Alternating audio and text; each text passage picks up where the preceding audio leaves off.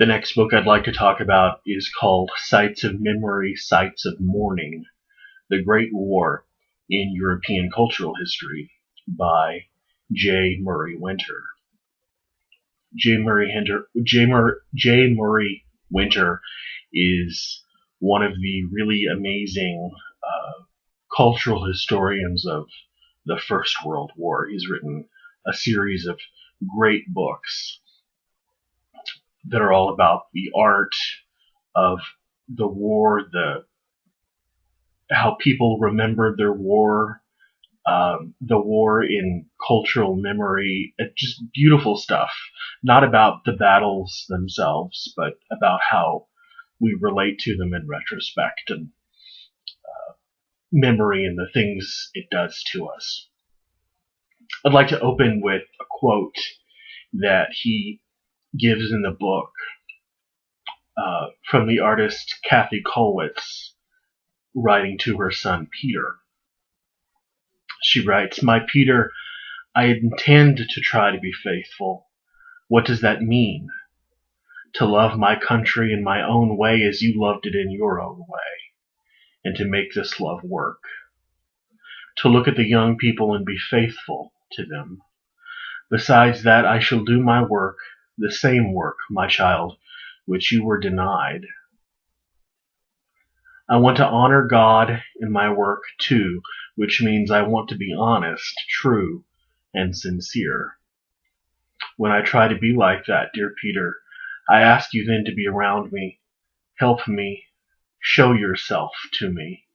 I know you are there, but I see you only vaguely, as if you were shrouded in mist. Stay with me." She wrote this in a very short time after her son Peter was actually killed in the war. If you're not familiar with the work of Katha Kollwitz, go look her up. She did some of the most breathtaking sculpture in prints that encapsulated the loss of an entire generation. And also, in that quote, addresses some of the concerns at the heart of this book, Sites of Memory, Sites of Mourning, which explores the intellectual and memorial territory already trodden by the likes of Paul Fussell in his The Great War in Modern Memory, and George Moss in his Fallen Soldiers, Reshaping the Memory of the World Wars, which I've also reviewed on YouTube.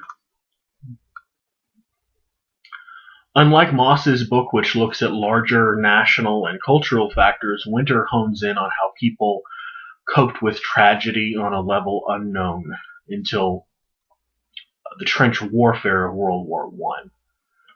In the second half of the book, he looks at different artistic media, film, popular art, novels, and poetry, in an attempt to distill how they dealt differently with the loss, guilt, and trauma that was visited upon them by the war.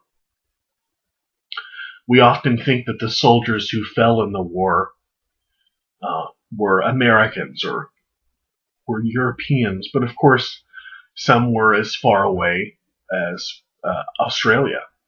Winter argues that this affects the way, even the most fundamental ways we relate to the war, especially the ways that we mourn. And he tells the story of the Australian Vera Deakin, the daughter of the pre-war Prime Minister Alfred Deakin, who was one of the most active members in the Australian Red Cross and searched endlessly for missing and unidentified soldiers. Families in Western Europe, where Winter spends most of his time in this book, read of their losses within days for the most part, but it sometimes took weeks or even months for those in Australia to find out that their loved ones had been maimed or killed. Worse yet, some simply heard nothing more than that their loved one was missing in action, and many never heard anything at all. Culturally and aesthetically, we think of World War I as being the center of the earthquake that was modernism. However, Winter argues that in order to grieve, Europeans looked backward instead of forward. Spiritualism, for example, saw a huge resurgence during the war years, and it was just one of the, quote, powerfully conservative effects of the Great War on one aspect of European cultural history. Instead of a burgeoning modernism, these years were much more dominated by Victorian sentimentalism and traditional religious and spiritual ideas. The second half of the book turns toward the arts for clearer insight on how grieving occurred on both personal and national levels. One of the most interesting parts here is Winter's short history of images d'Épinal, a tradition of popular, often kitschy French folk art that was very popular at the time and often catered to aforementioned Victorian ideals and religious feelings. Again, the focus is on realism and the representationalism of the past, not the avant-garde, not looking forward. It's looking to the past for comfort. Winter ends by jumping all the way to World War II and noting how the grammar of mourning had changed in the wake of the Shoah. To quote Adorno, of course, his famous quote, "It is barbarism to write poetry after Auschwitz." Not long afterward, we start seeing the rise of even more self-consciously abstract and anti-representational art in all different kinds of cultural expression. It would seem that much of the art world at the time agreed with Adorno's appraisal. In the end, this book was not nearly as good as the George Moss, which I mentioned earlier, which struck me as absolutely brilliant and well argued. Nevertheless, this is an amazing book, a sort of revisionist cultural history of World War I, as this time of aesthetic conservatism and tradition, and it's really one worth considering. There's certainly enough evidence to support and refute it, but it's a beautiful interpretation of how we remember the Great War.